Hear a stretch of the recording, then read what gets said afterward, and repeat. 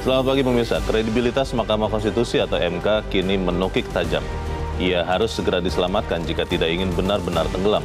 MK sedang mempertaruhkan eksistensinya. Putusan gugatan uji materi terkait dengan batas usia minimal calon presiden dan calon wakil presiden di Undang-Undang tentang Pemilu membuat penjaga konstitusi itu mendapat sorotan buruk, sangat buruk. Dalam putusannya pada 16 Oktober lalu, Majelis Hakim MK menyatakan usia minimal capres dan cawapres paling rendah 40 tahun atau pernah atau sedang menduduki jabatan yang dipilih melalui pemilihan umum, termasuk pemilihan kepala daerah. Putusan itu tidak cuma kontroversial, namun juga kental dengan aroma permainan politik dan campur tangan kekuasaan. Pemirsa, inilah editorial Media Indonesia di seri ini Selasa 24 Oktober 2023 dengan tema Menyelamatkan Muruah MK bersama saya Leonard Samosir. Dan Anda semua para pemirsa bisa ikut juga menyatakan pendapat Anda dengan menelepon nomor telepon 021 583 99 100. Dan pemirsa, pagi ini telah hadir bersama saya Ketua Dewan Redaksi Media Group Elman Saragih. Bang Elman, selamat pagi. Pagi, Bung Leo. Sehat-sehat Bang? Sehat. Masih tetap punya muruah ya, tetap menjaga? Muruah pasti harus. Kalau muruah itu hilang, tanggal dari sosok seorang manusia, selesailah dia. Selesai. Dia bukan manusia lagi ya. Manusia lagi dia. Oke, sebelum kita bahas itu, Bang Elman dan pemirsa, kita lihat dulu ada beberapa berita yang diperhatikan Media Indonesia untuk hari ini. Yang pertama ini adalah headline Media Indonesia untuk hari ini, jaga Pilpres pemilihan presiden tetap adil. Ini kenapa kemudian ada yang mengatakan sampai harus mengatakan jaga Pilpres tetap adil ini, Bang Elman? Ya, karena untuk pertama kalinya ya, seorang presiden sedang menghadapi perhelatan yang pemilu Pilpres, di mana salah seorang dari anaknya ikut sebagai calon peserta. Tapi kan belum daftar, Bang. Ya, belum daftar, tapi sudah hampir bisa dipastikan daftar lah katanya hari Rabu. Itu besok kan. Jadi karena salah satu keluarganya, bahkan anak kandungnya ikut peserta Pilpres, maka posisi presiden sedang dipertaruhkan. Apakah dia bisa adil atau tidak? Biasanya bagaimana perasaan seorang ayah? Betul. Seorang bapak melihat anak sedang bertarung. Ketika misalnya sama aja, misalnya ketika anak sedang ada di jurang, pasti apapun akan diusahakan untuk menolong anak itu kan. Akan diperjuangkan. Dirinya pun dikorbankan kalau perlu. Untuk anak, bisa kan. Tapi dalam kasus ini hati-hati sang presiden ini, jangan sampai dia ikut ambil bagian intervensi, karena bahaya terhadap pertumbuhan demokrasi. Nah, oleh karena itu kita ingatkan presiden hati-hati, dan rakyat harus betul-betul 24 jam sorotan matanya, nggak boleh tidur, mengawasi tindak tanduk presiden dalam Pilpres yang akan datang. Karena konon katanya begini, Bang, mungkin bukan chiefnya yang menyuruh, memerintahkan, tapi ini inisiatif anak buah mungkin untuk mencari muka begitu. Bagaimana kalau itu yang terjadi, Bang? Kalau artinya kan masa dia nggak merasa, masa dia nggak lihat? Pasti tahu ya. Tak tahu. Jangan. Saya tidak mau kau ikut ambil bagian untuk menolong anak saya.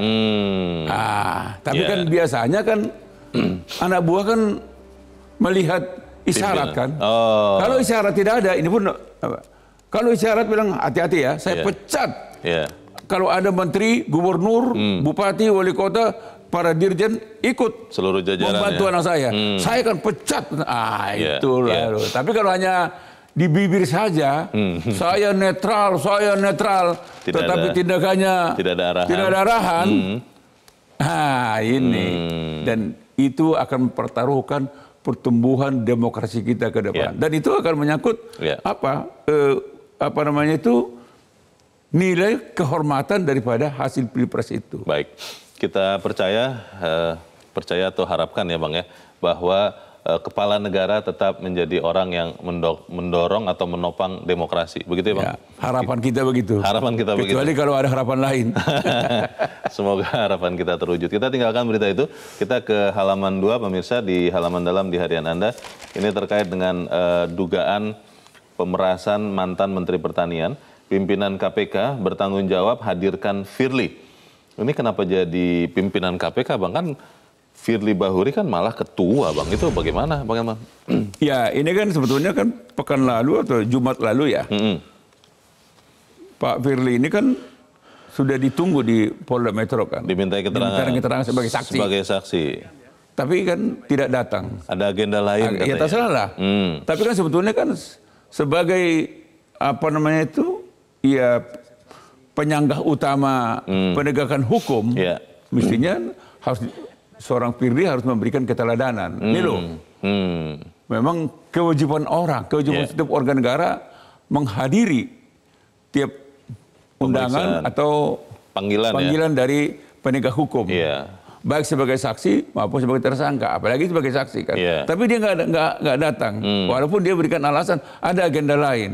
Tetapi biasanya kan kalau misalnya masyarakat lain yang melakukan sama kan, biasanya orang KPK kan sinis kan, agenda apa, walaupun tetap dihargai, kan gitu kan. Tapi oleh karena itu memang harapan masyarakat untuk panggilan kedua, memang pimpinan KPK harus mempertaruhkan segala semuanya. Dia bahkan saya minta Dewan Pengawas juga ikut mendorong Firly harus memenuhi undangan dari Polda Metro Jaya. Dewan Pengawas KPK maksudnya ya? Dewan Pengawas KPK bersama-sama dengan keempat pimpinan lainnya ikut mendorong Firly. Kasih contoh lah kepada masyarakat.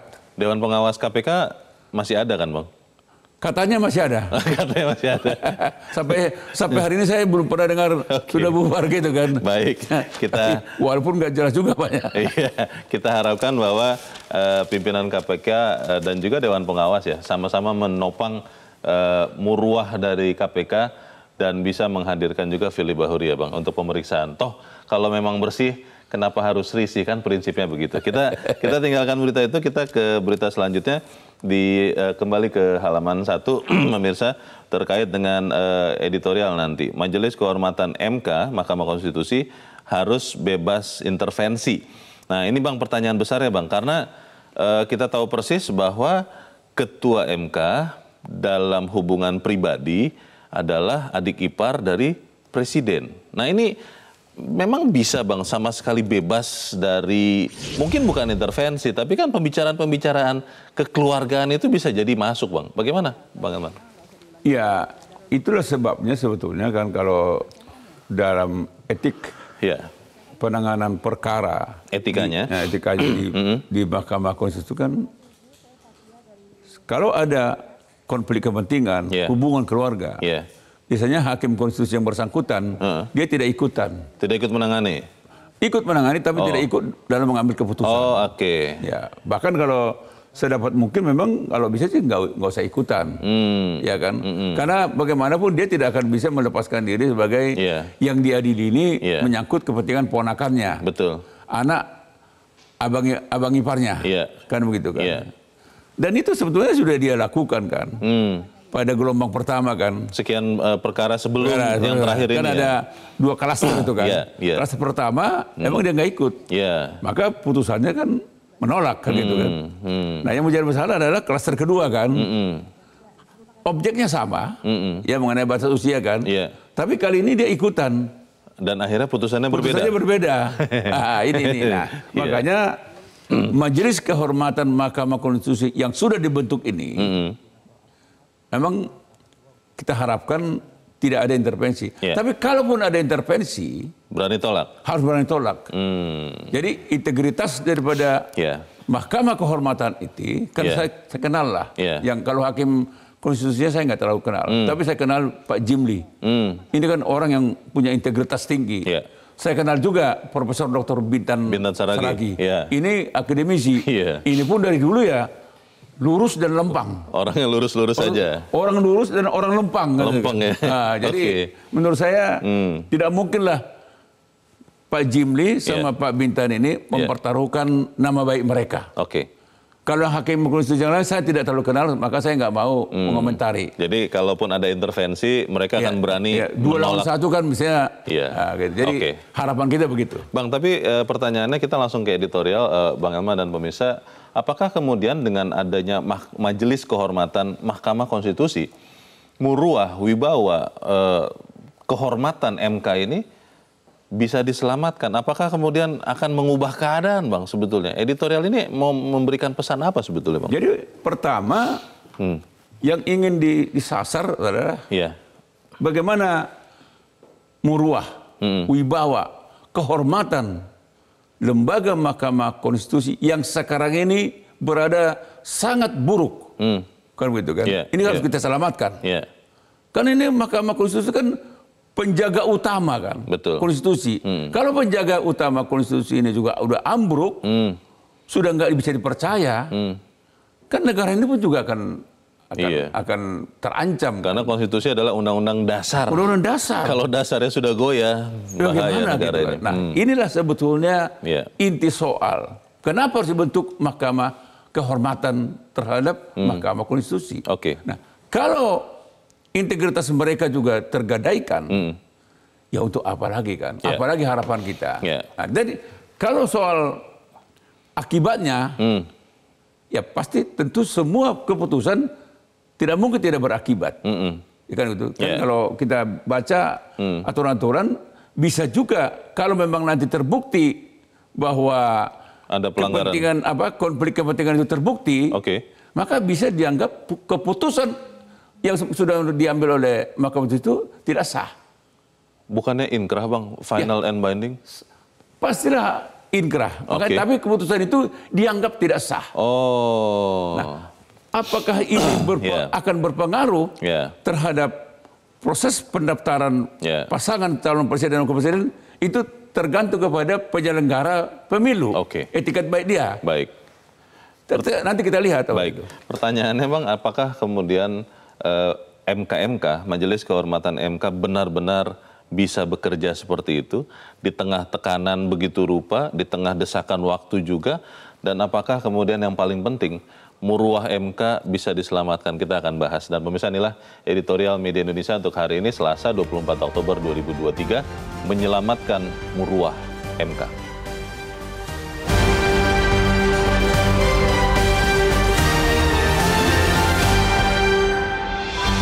Menyelamatkan muruah MK.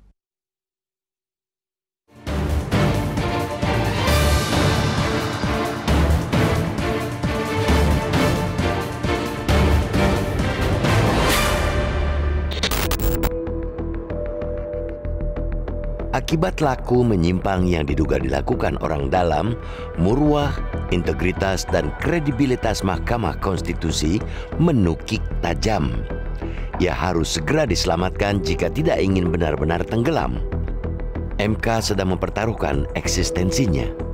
Putusan gugatan uji materi terkait dengan batas usia minimal calon presiden dan calon wakil presiden di Undang-Undang tentang Pemilu membuat penjaga konstitusi itu mendapat sorotan buruk, sangat buruk. Dalam putusannya pada 16 Oktober lalu, Majelis Hakim MK menyatakan usia minimal capres dan cawapres paling rendah 40 tahun atau pernah sedang menduduki jabatan yang dipilih melalui pemilihan umum, termasuk pemilihan kepala daerah. Putusan itu tak cuma kontroversial, tapi juga kental dengan aroma permainan politik dan campur tangan kekuasaan.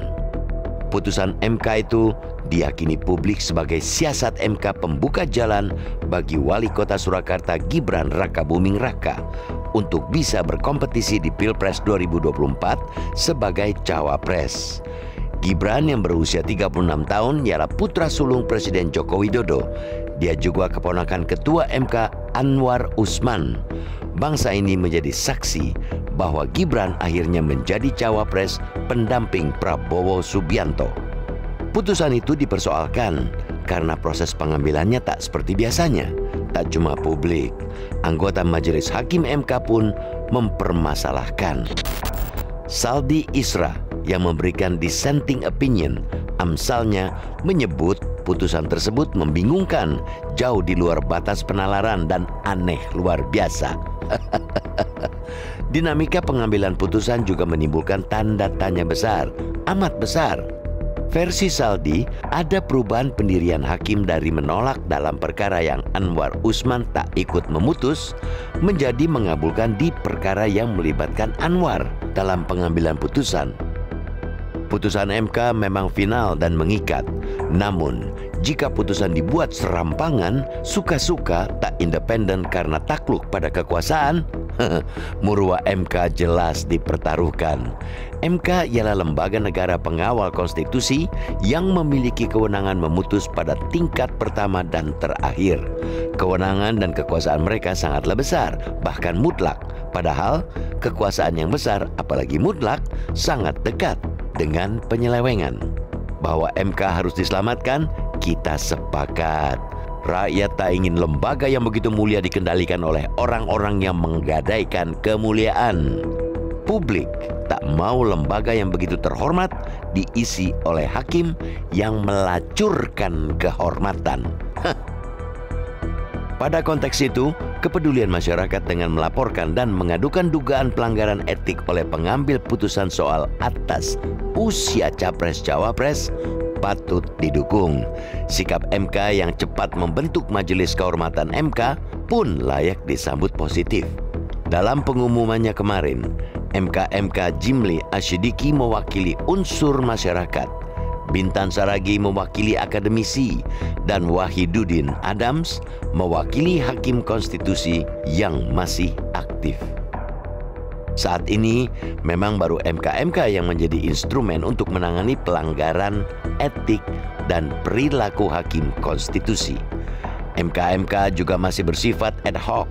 Ia baru dibentuk ketika ada perkara dugaan pelanggaran yang dilakukan para wakil Tuhan di muka bumi itu. Karena itu pula, mau tidak mau, suka tidak suka, kita berharap kepada mereka untuk menyelamatkan Murwah MK. Menyelamatkan MK yang nyaris roboh karena putusan norak soal usia Capres-Cawapres berarti harus menindak tegas hakim-hakim yang berperilaku celak. Itulah yang mutlak ditunjukkan Jimli dan kawan-kawan. Dugaan penyimpangan dalam putusan itu terang benderang, tidak samar-samar, sehingga semestinya tak terlalu sulit bagi mereka untuk mencari siapa yang melanggar. Tinggal kemauan dan keberanian yang berbicara yang menentukan. Harus kita katakan, nasib MK ada di tangan MK. Jika MK hanya sekadar basa-basi, cuma formalitas untuk menyikapi kegeraman rakyat, MK bisa jadi akan roboh beneran.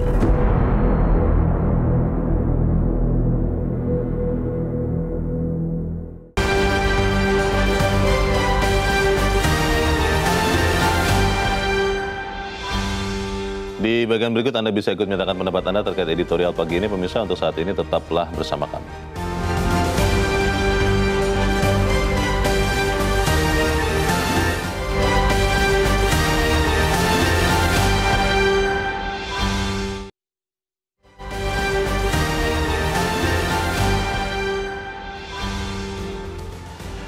Terima kasih pemirsa, Anda masih bersama kami di Editorial Media Indonesia, dan sebelum kita lanjutkan diskusi kita, Bang Elman, kita mau bertanya juga. Saat ini kita sudah tersambung lewat saluran telepon dengan mantan Hakim Mahkamah Konstitusi, Marwarar Siahaan. Pak Marwarar, selamat pagi. Selamat pagi. Ya, Pak Maru, kalau kita lihat akhirnya Mahkamah Konstitusi membentuk Majelis Kehormatan Mahkamah Konstitusi karena ada sekian aduan dari masyarakat terkait dengan putusan kasus syarat minimal Capres-Cawapres.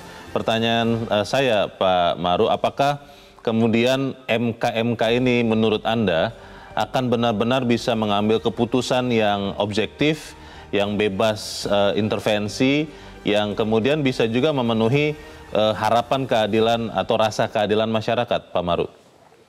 Ya, kalau lihat komposisinya sih saya kira bisa percaya ya Pak Jimli dari sudut kompetensi, dan dia juga penulis banyak buku tentang politik, bahkan dia bicara juga tentang peradilan etik bagi seluruh pejabat negara. Jadi saya kira dia cukup mampu untuk mengatasi hal ini. Demikian juga Pak Bintan, kita kenal dia akademisi yang lempeng-lempeng aja, dan saya kenal Pak Wahiduddin itu orang yang tegas, dan di dalam kondisi tekanan apapun saya sudah memperhatikan ketika saya ikut menjadi tim seleksi di DPR, beliau itu mampu mengatasi tekanan besar dan bahkan sedikit merendahkan dia pun dia mampu dia mengatasinya. Saya kira kita serahkanlah sama mereka dan menurut saya gagasan-gagasan Jimli akan kita uji juga sekaligus di sini. Di mana gagasan itu yang menegakkan peradilan etik bagi pejabat-pejabat negara, di sini akan kita lihat terutama sekali tentang apa yang dikatakan etik sebagai suatu norma yang tertinggi sebenarnya dari hukum itu. Saya kira kita akan melihat. Pak Marwarar, kalau kita lihat kan yang salah satu yang diadukan adalah tidak bebas kepentingan dari hakim konstitusi dalam memutus perkara batas minimal usia capres-cawapres.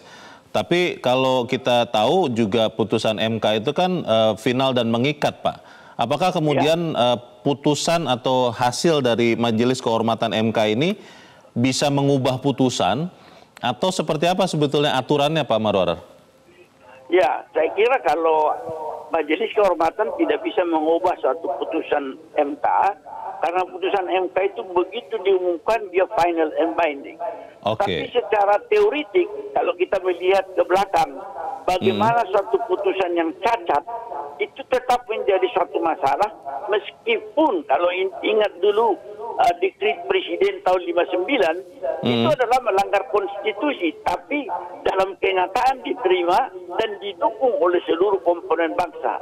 Teori tentang itu ada dicetuskan oleh seorang yang bernama Chen Linek, bahwa apa yang dikatakan fakta boleh menjadi sumber hukum kalau diterima dan didukung. Barangkali tingkat seperti inilah baru ada sekarang tahap pertama MK itu diterima karena dia merupakan produk yang langsung mengikat dan berlaku secara umum sekarang. Tetapi kita akan masih melihat tingkat penerimaan seperti apa di masyarakat dan dukungan siapa. Itu masih berjalan untuk ke depan. Pak Marwarar, ini kalau Majelis Kehormatan MK, putusannya itu apakah kemudian misalnya bisa membuat seorang hakim sampai kehilangan palunya misalnya begitu, Pak, tidak lagi bisa menjadi hakim, atau apa sih, Pak, kemungkinannya, Pak Marwarar? Ya, kalau ini terbukti pelanggaran ini dan pelanggaran itu merupakan kategori pelanggaran berat, mereka boleh diberhentikan semua.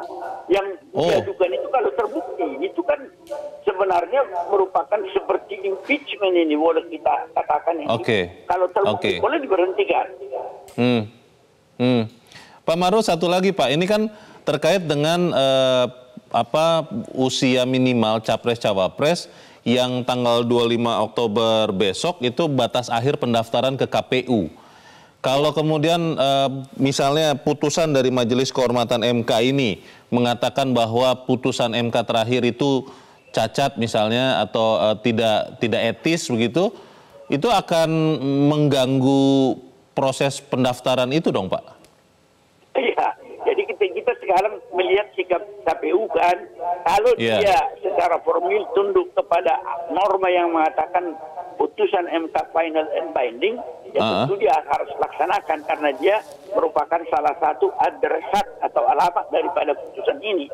Dan menurut saya dia akan menerima ini.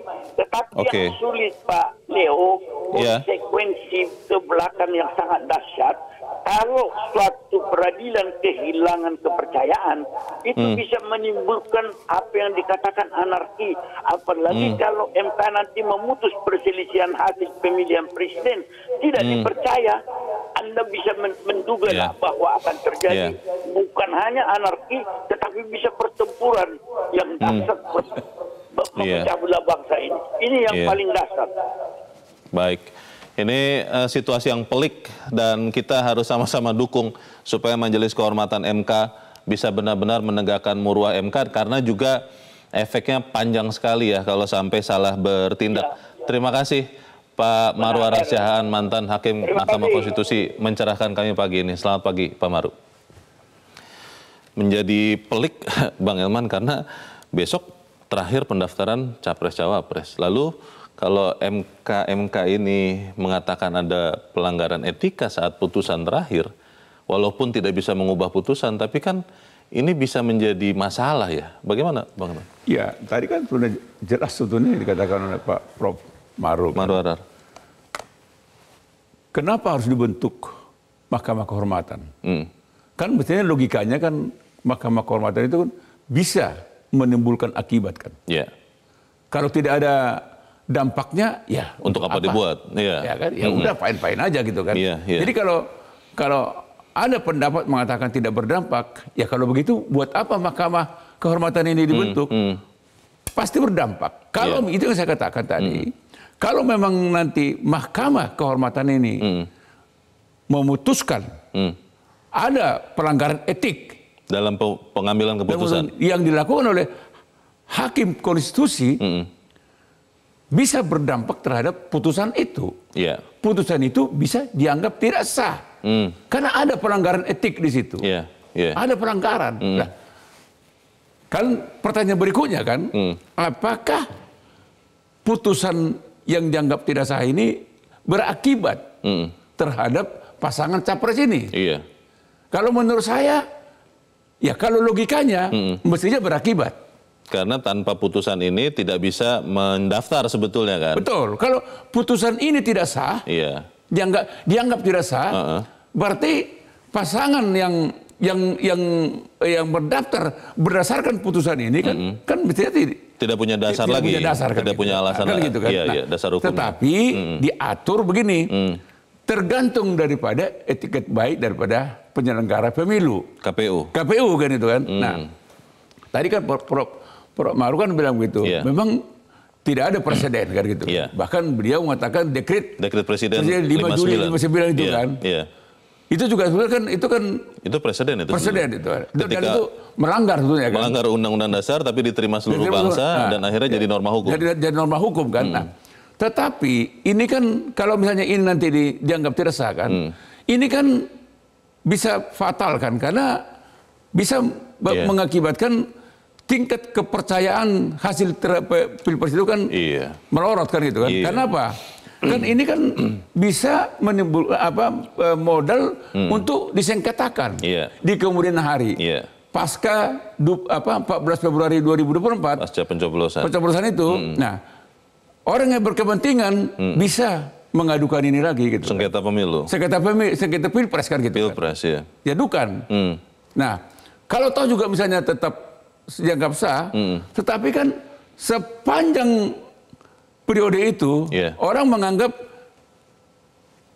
keterpilihan presiden dan kan tidak legitimate. Dan bagaimana lah soal kepemimpinan sebuah negara dianggap tidak legitimate. Tetap aja menimbulkan terus demo tiap hari, bisa chaos kan gitu kan. Tiap hari akhirnya pemerintah harus menghadapi demo sepanjang masa gitu. Bang, ini kan rumit ya dan bisa jadi mengganggu tahapan pemilu yang sudah berjalan. Pendaftaran kan terakhir besok nih Bang. Kalau kemudian putusan Majelis Kehormatan MK ini ternyata seperti yang kita duga mengatakan ada pelanggaran etika, tidak etis dalam mengambil keputusan dan itu kemudian membuat putusan terakhir dari MK ini dianggap cacat.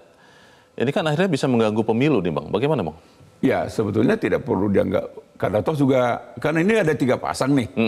Pemilunya tetap jalan kan. Oh, pilpresnya tetap jalan. Karena ada 2 pasang kan. Iya. Nah kita kan, ini kan sebetulnya kan kita berandai-andai ini kan. Betul. Harapan kita sih mudah-mudahan semuanya normal ya. Tetapi kan logikanya kan gini. Memang kalau kita lihat alur daripada proses apa ini misalnya kan katakan Gibran kan begitu kan. Memang logika masyarakat bagaimana mungkin seorang Gibran kader andalan dari PDIP tiba-tiba dicalonkan oleh Partai Golkar. Partai lain. Partai lain kan. Bukan partainya. Pertanyaannya, apakah di Partai Golkar yang usianya 59 tahun tidak punya kader yang katakanlah sama lah. Sama kuatnya dengan seorang Gibran misalnya kan. Kan disebut-sebut ketua umum ya Bang. Erlangga Hartarto. Ya, artinya kan tidak mungkin kan. Tetapi ini kan juga menjadi pertanyaan halayak kan. Kok bisa ya? Kok tiba-tiba nyebrang ke partai lain? Walaupun itu bukan urusan kita. Betul. Yang semuanya bisa. Nah, sehingga memang orang melihat, wah, kita lihat lagi proses di Mahkamah Konstitusi. Jadi semua ini akan saling oh ngono toh, gitu. Arti kan orang kan, oh ngono toh. Begitu nah ya. itulah, karena itu ngono loh toh itulah makanya perlu dibentuk mahkamah kehormatan. Oke. Gitu Bung Leo. Masalahnya kan kita berkejaran dengan waktu ya Bang, dan ketika memeriksa apakah ada pelanggaran etika, mungkin tidak bisa hitungan 1 hari 2 hari. Nah ini bagaimana kecepatan itu bisa memenuhi rasa keadilan, tapi juga bisa membuat Pilpres berjalan dengan baik. Kita bahas di bagian berikut. Bang Elman, pemirsa tetap bersama kami. Editorial Media Indonesia segera kembali.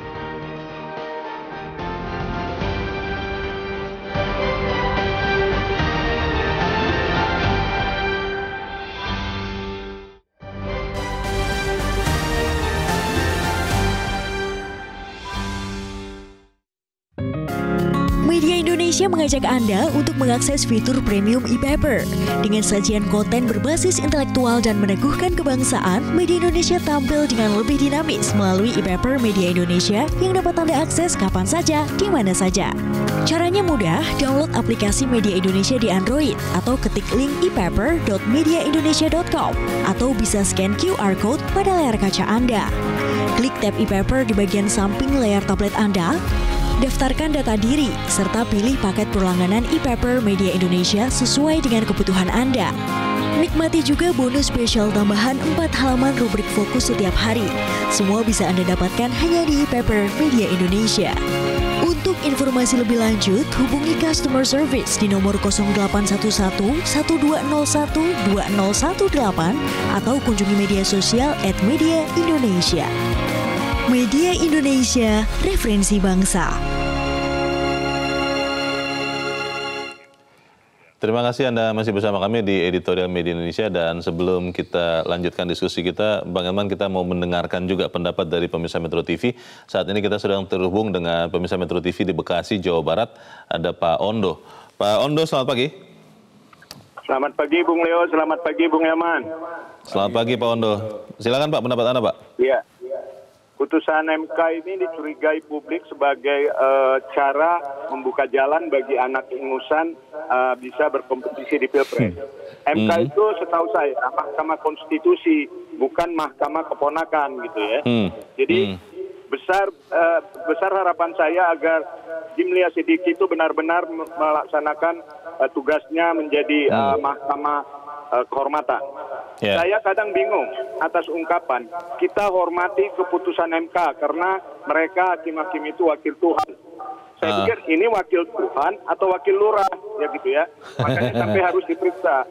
Sebagai rakyat kecil cuma bisa berharap MK jangan sampai rubuh. Periksa itu hakim-hakimnya, tidak tindak yang memutus keanehan-keanehan tersebut. Saya berharap Jimlia Sidiki itu benar-benar tidak terintervensi. Pertanyaan saya, Bung Leo, bila terbukti bahwa ini melanggar etik berat, apakah keputusannya dapat dibatalkan atau tidak? Demikian, terima kasih. Terima kasih Pak Ondo di Bekasi, Jawa Barat untuk pendapat Anda. Selamat pagi Pak. Di belakang Pak Ondo ada Pak Tasrik Usman di Banjarmasin, Kalimantan Selatan. Pak Tasrik, selamat pagi. Selamat pagi Mas Leo, selamat pagi Bang Elman. Selamat pagi Pak Tasrik. Silakan Pak, pendapat Anda Pak. Ya, menyelamatkan MK ya. Iya.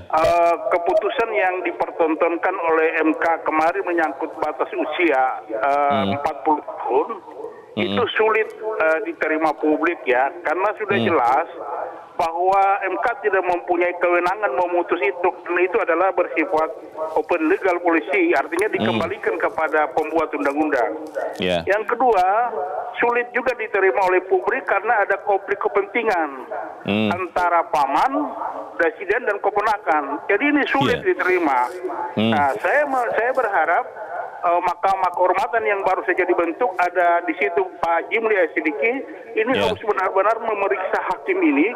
Apabila memang benar-benar melanggar kode etik, harus ditindak, terutama ketuanya itu. Karena sudah pasti selama ketuanya itu masih pamannya dari yang punya kepentingan, maka MK ke depan juga akan tetap dijadikan bahan seperti ini. Yang kedua, saya mengingatkan juga khusus kepada presiden kita, tolonglah Ingat bahwa Pak Harto itu dulu dijatuhkan karena dianggap nepotisme. Tapi sekarang kan yang dibangun adalah politik dinasti. Ketika ini dibiarkan, ini negara kita mau dibawa kemana? Karena sudah jelas kata Profesor Mahfud bahwa keputusan MK kemarin itu adalah melanggar hukum. Kata Pak Profesor Yusril itu penyelundupan hukum. Bahkan menurut Hakim Konstitusi, Saldi Isra ini tidak lazim keputusan ini. Karena apa? Pada saat menolak 40 tahun, ketua tidak ikut. Tetapi ketika untuk penambahan frasa, maka ketua ikut. Ini kan kepentingan daripada keluarga itu. Jadi saya berharap itu saja, dan Mahkamah Konstitusi harus kembali tetap kita pertahankan untuk kepentingan bangsa dan negara. Terima kasih. Terima kasih Pak Tasrik Usman di Banjarmasin, Kalimantan Selatan untuk pendapat Anda. Selamat pagi Pak. Dua pemirsa mewakili, kalau saya duga Bang Elman, keresahan, kebingungan, keingintahuan masyarakat Indonesia. Tapi tadi yang ditanyakan Pak Ondo tuh menarik ya, bahwa memang ada pertanyaan soal putusan. Sebelum dijawab Bang Elman, ada satu lagi ternyata Bang pemirsa Metro TV, kali ini dari Ambon ada Pak Poli. Pak Poli, selamat pagi.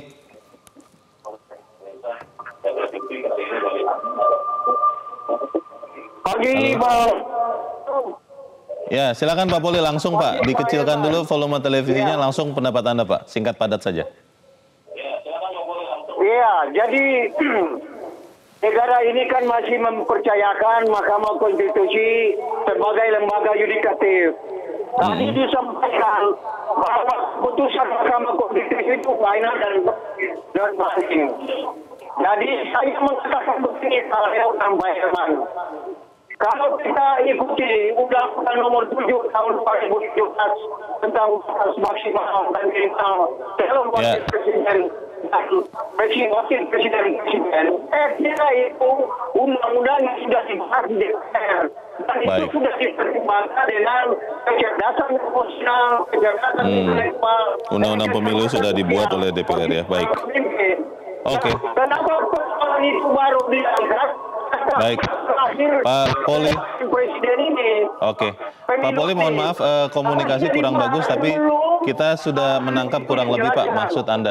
Terima kasih Pak Poli di Ambon untuk pendapat Anda. Selamat pagi Pak.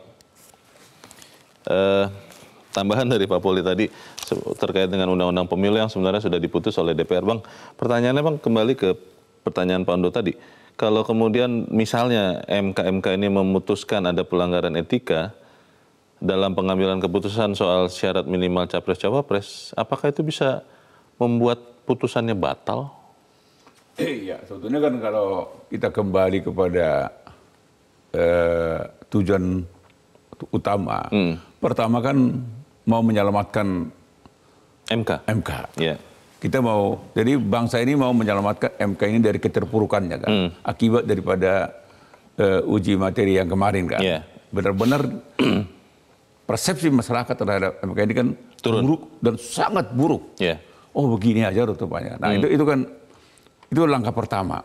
Nah kedua, dampak daripada putusannya kan gitu kan. Tidak hanya jadi untuk membangun kembali marwah, tapi kan putusannya kan mestinya berdampak kan. Berdampak ke tahapan pemilu ini, Pilpres. Pertama dampaknya adalah bisa hakim yang diduga punya konflik kepentingan, melanggar etik itu kan bisa terkena sanksi administratif. Bahkan juga bisa pidana. Sampai pidana bisa? Bisa pidana. Kalau terbukti? Kalau terbukti kan gitu kan. Kalau misalnya pelanggarannya pelanggaran berat. Jadi kecuali sanksi administratif dan pidana kan gitu. Nah pertanyaannya, kalau itu dinyatakan tidak sah putusannya kan. Berarti kan sebetulnya kan, padahal kita sudah jelaskan tadi, pasangan ini bisa menjadi pasangan yang punya tiket untuk mendaftar di KPU karena memang berdasarkan putusannya. Putusan MK yang membolehkan 40 kurang tahun dari 40 tapi pernah kan gitu kan. Pernah sebagai pejabat yang dipilih ada langsung, frasa tambahan kan, termasuk gitu. kepala daerah. Kalau itu dianggap tidak sah kan, memang itu saya katakan kembali kepada penyelenggara pemilu KPU memang belum ada presiden kan gitu. Belum ada presiden yang kita pernah lihat. Pernah terjadi dan kita bisa belajar dari situ. Kita bisa belajar dari situ. Ini kan tidak ada kan. Nah, makanya kan yang menjadi soal adalah ini kan bisa disengketakan. Ada pihak nanti mungkin di kemudian hari, pasca 14 Februari 2024, dia akan mensengketakan kasus ini. Kalau misalnya dia memenangkan, maka akan disengketakan. Dia kalah misalnya kan, dia akan menyengketakan ini. Kan gitu kan. Nah, kita lihat nanti bagaimana putusan MK lagi kan gitu kan. MK lagi yang memutuskan itu. Kalau sampai diperkarakan. Diperkarakan gitu kan. Nah, katakanlah kalau misalnya MK tetap kokoh menyatakan sah kemenangan ini, yang berdasarkan putusan yang tidak sah ini kan. Nah, yang kalau seandainya majelis kehormatan memutus ini kan berandai-andai gitu, bahwa itu tidak melanggar etik. Berarti kan masyarakat memandang Pilpres ini, hasil dari Pilpres ini tidak legitimate. Ini kan lagi-lagi kita ini berandai-andai ini kan. Harapan kita nggak seperti itu. Betul. Tapi andai kata begitu, tidak dipandang tidak legitimate. Bung Leo bisa bayangkan bagaimana pemerintahan bekerja selama 5 tahun tidak legitimate. Apa yang dia sampaikan, apa yang dimaklumatkan kan tidak didengar. Pemerintah ke kanan, dia ke kiri. Pemerintah ke kiri, dia ke kanan. Atau malah sengaja melawan. Ya udah pasti kalau dia ke kanan kita ke kiri kan berarti kan melawan. Nah, itu. Dan bagaimana 5 tahun ada perlawanan, bagaimana kita bisa mengharapkan untuk mensejahterakan masyarakat. Nah inilah kita harapkan kenegarawanan semua pihak yang berkepentingan dalam kasus ini. Mari kita mengedepankan kenegarawanan kita. Kita jeda dahulu, Bang Elman dan pemirsa tetap bersama kami, Editorial Media Indonesia segera kembali.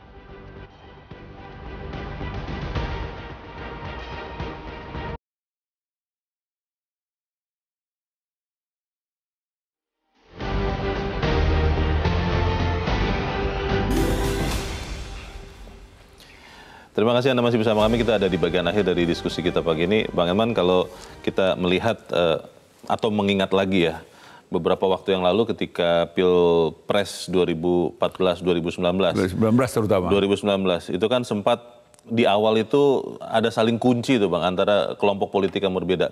Pada saat itu saja, kita ingat pemerintahan selama sekian waktu, mungkin setengah tahun itu tidak berjalan. Nah ini, kalau kemudian sengketa itu benar dilakukan, kan lebih bahaya lagi nih Bang. Ya memang saya baru ingat itu 2014. 2014. Nah, saling kunci selama setahun. Betul. Anda bisa lihat sendiri kan, rakyat juga bisa melihat bagaimana pertempuran mereka di Senayan sana kan. Akhirnya kan pemerintah itu kan selama setahun hampir tidak bisa bekerja kan. Betul. Nah bayangkan kalau 5 tahun.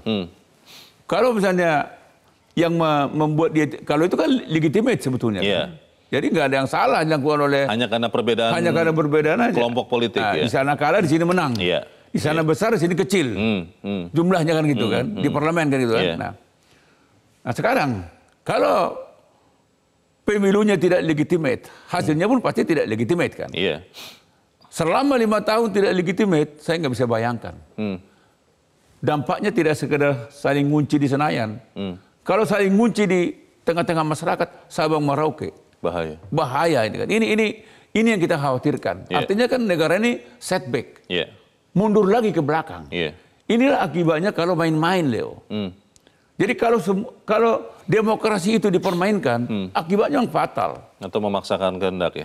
Kalau memaksakan kehendak, nah inilah harapan kita ya.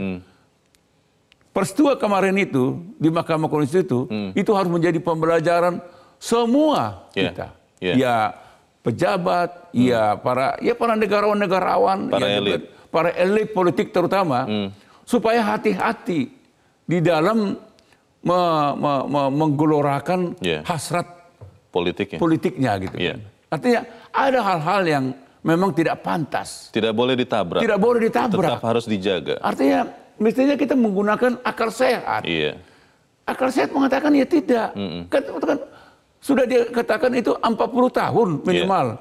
Dan itu itu kan sebetulnya kewenangan pembentuk undang-undang. Pemerintah dan DPR. Semua pihak, para jagoan-jagoan tata negara di Republik ini mengatakan itu domain daripada pembentuk undang-undang, pemerintah dan DPR. Dan itu bukan kewenangan Mahkamah Konstitusi.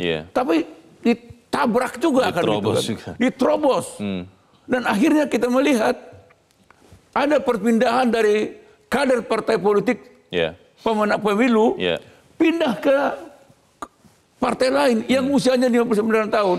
Sehingga masyarakat bertanya, apakah memang di Golkar tidak ada lagi kader yang lebih hebat daripada Gibran kan gitu. Itu pertanyaan masyarakat. Kok bisa ya gitu kan.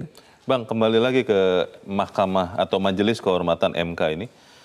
Apakah kita bisa melihat dalam waktu yang tidak lama mengambil keputusan yang memenuhi harapan rasa keadilan masyarakat, atau jangan-jangan kemudian ini hanya akan menjadi sesuatu yang mengaminkan seluruh proses yang sedang terjadi sekarang? Ya, kalau itu hanya sekedar mengaminkan, Leo, Mahkamah Konstitusi akan ambruk. Betul-betul. Betul-betul ambruk. Tapi saya sama dengan Pak Profesor Marwarar. Saya percaya dengan Pak Jimli Sidiki sama Pak Bintang Saragi. Kedua tokoh ini pasti bisa mengambil keputusan yang sesuai dengan kebenaran. Independen kan gitu kan. Nah, kan kita kan mengatakan kapanpun itu diputuskan, kan walaupun besok kiamat, keadilan harus tetap ditegakkan hari ini. Kan baik. Gitu. Kita harapkan bahwa memang benar kita bisa sama-sama menyelamatkan Muruah MK. Kita beri semangat kepada Majelis Kehormatan MK. Bang Eman Saragi, terima kasih sudah hadir tempat ini. Selamat pagi, Bang. Bisa menyelamatkan MK yang nyaris roboh karena putusan soal usia capres-cawapres berarti harus menindak tegas hakim-hakim yang berperilaku celak. Harus kita katakan nasib MK ada di tangan Majelis Kehormatan Mahkamah Konstitusi. Jika MK hanya sekedar basa-basi, cuma formalitas menyikapi kegeraman rakyat, maka MK bisa jadi akan benar-benar roboh. Saya Leonard Samosir, berterima kasih Anda sudah menyimak editorial Media Indonesia Satu pagi ini. Terus jaga kesehatan Anda. Terus jaga nurani Anda. Selamat pagi, sampai jumpa.